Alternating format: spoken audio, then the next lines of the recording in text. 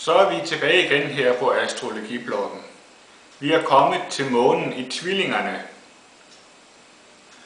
Med månen i tvillingerne reagerer du kvikt og er hurtig i opfattelsen og meget nysgerrig og spørgelysten. Du vurderer en situation logisk og rationelt.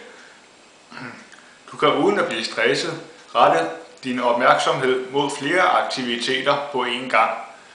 Du kan for eksempel tale i telefon, se fjernsyn og pakke en gave ind samtidig. Du vurderer situationer logisk og rationelt. Du interesserer dig for idéer, begreber, analyser og sprog. Du føler dig nemt rastløs og ensom, hvis du ikke har nogen at snakke med eller noget at tage dig til. Måske kommer du fra en intellektuel familie, og din mor var måske en intellektuel type. Hun kan have hjulpet dig i din intellektuelle udvikling, men har til gengæld forsømt de følelsesmæssige behov. Måske har dine søskende haft forældrerollen i dit hjem.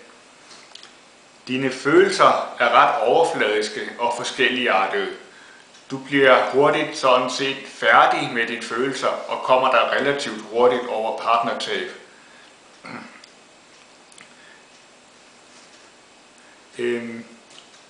Du kan virke ansvarsløs og sorgfri, men samtidig har du også en glad og munter side. Du har til gengæld svært ved at dykke ned i sjælens dybder, og det bliver ikke gjort frivilligt.